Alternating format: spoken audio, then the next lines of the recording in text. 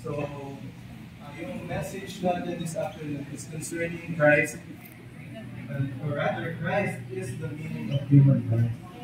So, maraming tao ngayon sa Sunday po na they ponder concerning the question, bakit ba ako nabubuhay dito sa mundo? So, ano ba yung purpose ng aking pagtaong buhay? Ano ba yung layunin ng buhay ko? Bakit ba ako nandito? Bakit ako nandito? Bakit ako umihiral dito sa mundo? Kung maraming tao, nagdalagang sila na napakaraming taon to find the answer to this mysterious question. Ano ba yung pagtutugan ng pagtaong buhay? Naghahanap sila ng iba't ibang bagay through many things. Nag-aaral ng napakaraming taon. Diba? Pumasok sa napakaraming larangan, napakaraming professions, to find the answer to this question. But sadly, even at the tail end of their life, sa katapusan ng kanilang buhay, hindi pa rin nila natatagpuan yung kasagutan sa tanong. Because they have not realized that the meaning of their human life is actually a person. Who is this person? This person is Christ. Christ is the meaning of human life. So I would like to read a verse from the book of Colossians. From Colossians 3:4. So kung meron din Bible, so pwede natin siyang basahin. Sabi sa Colossians 3:4, when Christ our life is manifested, then you also will be manifested with Him in glory. So sinabi sa versikulo na ito, na si Kristo bilang buhay ay nakapugdi sa atin, but eventually, this life within us will be manifested. Pero gusto kong bigyan ng diin yung maikling phrase, Christ our life. So hindi sinabi sa verse na Christ is life, kundi sinabi Christ our life. So ibig sabihin, si Kristo pala ay may malaking kaugnayan sa tao. He has a very important relationship with man. In that Christ Himself is man's life. And si Kristo bilang buhay, siya yung kabutugan ng pagtaong buhay o ng buhay ng tao.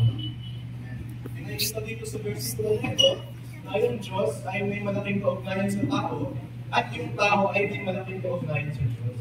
And not only that, God actually has a need for man. And at the same time, man has a need for Christ. So ano yung ba kailangan ng Diyos sa tao? So kung wala yung tao, hindi makita sa pagtuparan ng Diyos yung kanyang layunin. So without man, God cannot fulfill His purpose. And without man, God cannot do anything. So why is that? Diba, alam natin na yung Diyos natin ay makapangyarihan. He is the Almighty God. And yet, ang prinsipyo niya ay kung walang tao na may ipag-cooperate sa Kanya, hindi siya gagawa ng anumang bagay. So ito yung prinsipyo ng Diyos. Kaya kung wala yung tao, hindi siya makakagawa ng anumang bagay. At sa panig naman natin, bilang mga tao, kung wala si Kristo, wala rin tayong magagawa. Without Christ, we can do nothing. Everything that we would do would be full of misery and vanity. Puno ng kapigatian at kawalang pagulong. And sadly, ito yung nakalulungkot na sitwasyon ng sanlibutan ngayon. So this is the very miserable situation of today's world. So they go on with their lives, doing everything by themselves, doing things without God. Nawabuhay sila ng walang kinalaman sa Diyos. Nawabuhay sila ng nagtitiwala lamang sa kanilang mga sarili. Pero bilang mga Kristiyano, hindi pala dapat ganito yung pamumuhay natin. Kundi, dahil tayo ay mga Kristiyano, dapat tayo ay para sa Diyos at kinukuha natin si Kristo bilang buhay. So, paano ba natin kinukuha si Kristo bilang buhay? Ano ba yung mga basic matters ng isang tao habang lumalaki? Diba yun yung pagkain, pag-inom, at paghinga? So itong tatlong bagay na ito ay hindi ito yung tinuturo sa school. No? Pusang-pusa, natututo ang tao na kumain, uminom, at huminga. So kung mawalaman ang kahit isang bagay dito sa tatlong ito, tiyak na mamamatay tayo. So it is the same for us spiritually. And so we can actually eat Christ, in Christ and breathe in Christ. Amen. So si Kristo, siya ay pagkain sa atin, siya ay inumin sa atin, at siya ang ating tinigan. So Christ has really given Himself to us as life to be our enjoyment. Kung titignan natin sa Book of Genesis, nung nilikha niya yung tao, nilikha niya si Adam at si Eve, ano yung ginawa niya? Nilagay niya yung tao sa harapan ng puno ng buhay. So meaning, hindi niya nais ng Diyos na ang pangunahing bagay na gawin natin ay ang sambahin siya o ang gumawa ng anumang bagay para sa Kanya. But rather, the first thing that He wants man to do is to take him in as life. Ang intention ng Diyos for man is that man will express God. Man will do something for God. However, kung hindi natin taglay si Kristo bilang buhay, hindi natin siya maiyakiyan. At hindi tayo makakagawa ng anumang bagay para sa Diyos. Pag sumikap man tayo gumawa ng mga bagay para sa Diyos, pero kung hindi natin taglay si Kristo bilang buhay, ang mga ginagawa natin para sa Diyos ay hindi nag-count sa mata ng Diyos. This is simply vanity. At ito yung dalawang pinakamalaking pagkakamali ng tao. Sa panig ng mga tao sa sanlibutan, wala silang kaugnayan sa Diyos. They do not have anything to do with God. Hindi sila nabubuhay para sa Diyos. Pero even mga Christians, meron din silang malaking pagkakamali. Yun ay yung nagsusumikap sila na gumawa ng mga bagay para sa Diyos nang wala si Kristo. Kasi silang naglilingkod sa Diyos, serving God. Pero, kung wala si Kristo bilang buhay, yung kanilang paglilingkod, it is void of reality. Wala itong realidad. Walang substance. Wala yung tunay na purpose ng kanilang paglilingkod. Kaya tayo, young people, as young as we are, we need to learn how to be for God. And we need to learn to take Christ in as our life. Bakit ba tayo nandito ngayon? We are here for God. And we are here for God by what way?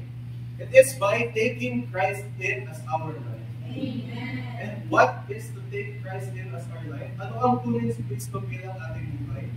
Ito ay ang kainin si Kristo, inumin si Kristo, at hingahin si Kristo. Salamat sa Panginoon. Tayo ay mga sisidlan na nilikha ng Diyos. Kanina nung pagpasok namin dito sa meeting hall ng Tabota sa baba, pinapatugtog namin na I'm a vessel. The Bible tells us so. So sabi sa Biblia, tayo ay mga sisidlan. We are the vessels to contain God. So kung tayo ay mga sisidlan, ngunit hindi nasisidlan ng Diyos, then ano pa yung purpose natin bilang mga sisidlan? Kaya, as vessels of God, there is the need for us to really take Christ in. Na kailangan natin kunin si Kristo bilang buhay. Lahat tayo ay qualified na kunin si Kristo at bilang ating buhay at kamasahin siya bilang ating buhay because we have the necessary life to do so. Yung human life natin, yung pagkakang buhay natin, in itself, wala siyang kakayahan na i-express yung Diyos. Wala siyang kakayahan na i-kaya yung Diyos. Wala siyang kakayahan na i-exercise yung authority ng Diyos. But rather, our human life is actually good for one thing. So yung pataong buhay natin ay may kakayahan na tumanggap ng isa pang buhay. So our human life has the capacity to receive another life. And what is this life? Or rather, who is this life? Sino ang buhay na ito? So ang buhay na ito ay si Kristo. In order for us to receive Christ, we need the proper life. So, bagamat yung pagtaong buhay natin, wala siyang kakayahan na ikaya ng Diyos, wala siyang kakayahan na i-exercise yung authority ng Diyos, pero it is good for one thing, and that is to receive the life of God, or to receive Christ Himself as our life. So, what enables us to receive Christ as our life? Ito yung pantaong espiritu natin. So, we have the human spirit. We were created with the human spirit as the receiving organ to receive God Himself into us as our very own. And Salamat sa Panginoon. That our human life is good for receiving another life. Amen. And this is Christ Himself as our life. Napakahalaga na kunin natin si Kristo bilang ating buhay. Tulad ng binanggit ko kanina, kung wala si Kristo, wala tayong magagawa. But if we have Christ, we can do all things. Sinabi sa John 15:5, apart from me, you can do nothing. So, di ba sa Diyos, di ba ni Kristo, wala tayong magagawa. Amen. Pero sinabi sa Philippians 4:13, I am able to do all things in Him who empowers me. Amen. So magagawa natin ang lahat ng bagay sa pamamagitan ng isa na nagbibigay ng kapangyarihan sa atin. Amen. Kaya kinakailangan natin tamasahin, kunin si Kristo bilang ating Panginoon. Diba? In what way? Unang-una, kinakailangan natin buksan yung ating mga sarili kay Kristo. So, hindi requirement that we know a lot of doctrines, we know a lot of things from the Bible, a lot of Bible truths. No, hindi ito requirement for us to receive Christ as our Lord. But the very first requirement is that we open ourselves to Christ. As long as we open ourselves to Christ, He will have the way, He will have the means to enter into our spirit, to be our life, and to be our and sa practical application, sa parang ba natin kukunin si Kristo bilang ating buhay? Paano ba natin kakainin? Paano natin iinumin? At paano natin titingnan si Kristo? Diba? So the most practical way is simply by calling on the name of the Lord. Amen. Oh Lord Jesus. Amen. Oh Lord Jesus. Amen. Whenever we call on the name of the Lord, instantaneously, He as the present, moment by moment, and up-to-date Christ comes into us to be our life and to be our everything. Eventually, ma-realize natin na pinupunuan na pala niya yung mga kakulangan natin. Pinupunuan na niya yung mga pangangailangan natin. Diba? Halimbawa, we feel that we are thirsty spiritually. He will become our strength to quench our thirst. Whenever we feel that we are in a low condition, He becomes our strength by taking Him as our life. Diba si Kristo ay napakaraming bagay sa atin. Diba? As long as tinatawag tayo sa Kanyang pangalan, tinukuha natin siya bilang buhay at tinatawasan natin siya, He will be so real to us in our experience. Diba? Diba kapag tinatawag natin yung pangalan ng isang tao, the more na napapalapit tayo sa Kanya.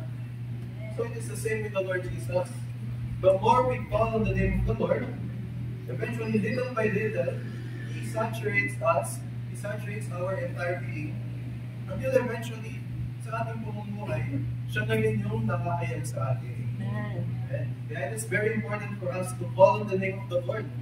But what is so impressive about calling on the name of the Lord is that kaya natin itong gawin kahit anong oras, kahit ano yung ginagawa natin, at kahit nasaan pa tayo. Even as early as we wake up in the morning, we can start the day by calling on the name of the Lord. Whenever we are preparing to go to school, nasa biyahe tayo papunta sa school, whether tayo ay naglalakad, nakasakay sa sakyan, nagpapunta, we can call on the name of the Lord. Even bago tayo matulog, we can still call on the name of the Lord. And another thing that we can do is to pray. That is to contact the Lord, especially in our personal time with Him. Napakalaga siya maglaan tayo ng oras upang kaugnayin si Kristo. The more na pinakontak natin siya, nakikipag-fellowship tayo sa Kanya, unti-unti, inilalalim niya yung Kanyang sarili tungo sa atin. The more He infuses us with Himself, eventually, the life which is in us will be expressed through us. Amen. Eventually, maging sa pamumuhay natin, magmamanifest yung buhay ni Kristo.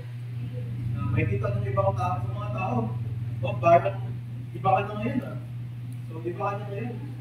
Dahil pinapungan natin si Kristo bilang ating buhay. Amen. Hindi dapat natin gawin the same mistake that the majority of Christianity does when the people of the world does. We should always be connected to the Lord Jesus. Amen. Kaya kailangan i-maintain natin yung kaugnayan natin sa Panginoon.